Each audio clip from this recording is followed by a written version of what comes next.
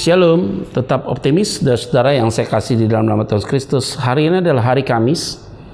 Kita sudah berbicara tentang recovery ini sudah mulai meningkat, saudara. Yang pertama adalah kita bicara hari Senin, masalah diri kita harus beres. Yang kedua adalah bagaimana hubungan kita dengan orang di sekitar kita itu juga harus beres. Karena itu menjadi satu parameter dasar untuk kita diampuni oleh Tuhan. Kalau engkau mengampuni saudaramu, maka kamu pun juga diampuni. Begitu poinnya. Nah, yang ketiga, kemarin kita bicara tentang ikatan kuasa gelap. Nah, ini penting juga untuk kita mengalami pemulihan. Supaya kita bisa lihat ada virus-virus apa atau ada hal-hal yang harus kita ketahui. Kenapa ini bisa sering terjadi, ini kita harus diputuskan. Sehingga kuasa gelap itu tidak berkuasa lagi dalam kehidupan kita. Nah, yang hari ini kita bicara tentang kesembuhan secara fisik, yaitu sakit penyakit. Nah, ini penting untuk kita dapat percaya sepenuhnya kepada Tuhan. Nah, sebelum kita memulainya, mari kita bersatu dalam doa. Tuhan, terima kasih setiap saudara-saudara yang mengikuti perenungan setiap hari ini, Tuhan. Kami yakin dan percaya bahwa mereka membutuhkan sesuatu yang kuat lewat firman-Mu, sehingga pemulihan terjadi, kesembuhan terjadi di dalam setiap kehidupan mereka. Berbicaralah lewat firman ini kepada setiap mereka dan hamba-Mu juga diberkati Tuhan. Dalam nama Tuhan Kristus kami berdoa mengucap syukur. Haleluya. Amin. Saudara pasti sudah tahu tentang satu peristiwa perempuan yang mengalami pendarahan sekian belas tahun. Nah, ini yang akan saya bahas, saudara. Matius pasal yang ke-9 ayat yang ke-20, saudara. Pada waktu itu seorang perempuan yang sudah 12 tahun lamanya menderita pendarahan maju mendekati Yesus dari belakang dan menjamah jubahnya. Ayat 21. Karena katanya dalam hatinya, asal ku jamah saja jubahnya, aku akan sembuh.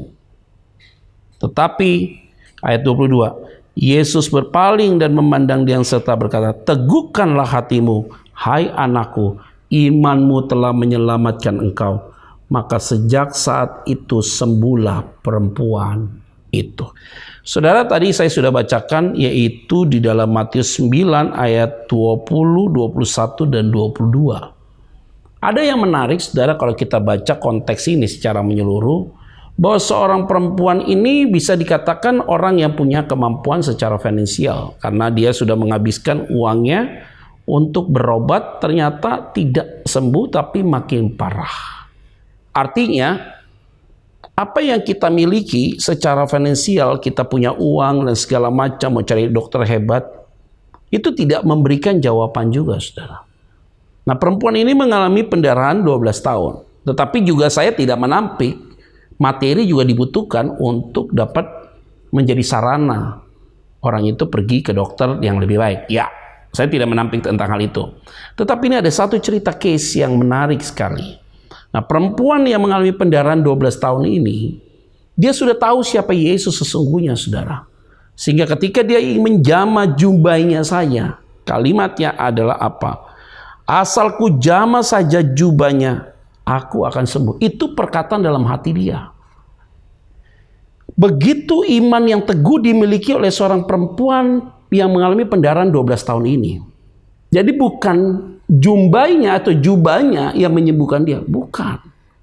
Tetapi dia punya iman yang teguh kepada satu pribadi yang menggunakan jubah itu. Jadi bukan jubahnya, saudara, tetapi pribadi yang memakai jubah itu, yaitu Yesus Kristus. Sehingga iman dia, asalkan ku pegang jubahnya saja. Wah, ini maksudnya gini, gue gak usah pegang badannya deh, gak apa-apa. Asal jubahnya saja aku pegang, aku sembuh. Maka benar pernyataan Yesus, teguhkanlah hatimu, hai anakku. Imanmu lah yang telah menyelamatkan engkau. Hebat. Jadi kesembuhan, saudara, pemulihan terjadi. Lahir pertama dari iman yang teguh dari orang yang sakit itu. Yang kedua, orang yang mau mengalami pemulihan secara fisik bukan hanya iman yang teguh, tetapi lewat iman itu dia pun diselamatkan oleh Tuhan. Dan yang ketiga, maka orang yang demikian, dia pasti akan disembuhkan. Maka seketika itu juga sembuhlah perempuan itu. Jadi segala sesuatu yang sudah dia gunakan dana untuk berobat, bukan makin baik, makin buruk. Tapi justru ketika dia punya iman yang teguh, free secara finansial, tetapi iman itu punya kualitas yang kuat sekali. Maka iman tidak punya nilainya, unlimited. Maka iman itu hanya bisa muncul lewat firman Tuhan. Ketika engkau mendengarkan firman Tuhan dan engkau taat dengan firman itu, maka imanmu akan muncul, sehingga perkataanmu pasti punya kuasa. Saudara, engkau yang terbaring sakit hari ini, engkau yang kena COVID-19, engkau yang terbaring sakit papa hari ini, kalau engkau punya iman yang teguh, dan dengan dasar imanmu yang teguh itu, bahwa Yesus mampu sembuhkan engkau, mukjizat pasti terjadi hari ini. Nah, saudara, aminkan ini. Saya mau berdoa buat saudara. Tuhan, terima kasih. Kami yakin Tuhan, bahwa hanya Engkau lah satu-satunya yang menjadi Yehovah Rafa, yang dapat menyembuhkan kami, yang dapat memulihkan kami. Maka tidak ada satupun yang tidak mengalami pemulihan daripada Tuhan. Tuhan yang akan menyembuhkan mereka, yang memulihkan mereka. Di dalam nama Tuhan Kristus, kami berdoa dan mengucap syukur. Haleluya. Amin. Saudara tetap optimis, jaga kesehatan selalu, dan ingat, ada Tuhan Yesus yang ada selalu bersama dengan saudara sekalian. Tuhan Yesus memberkati kita semua. Shalom.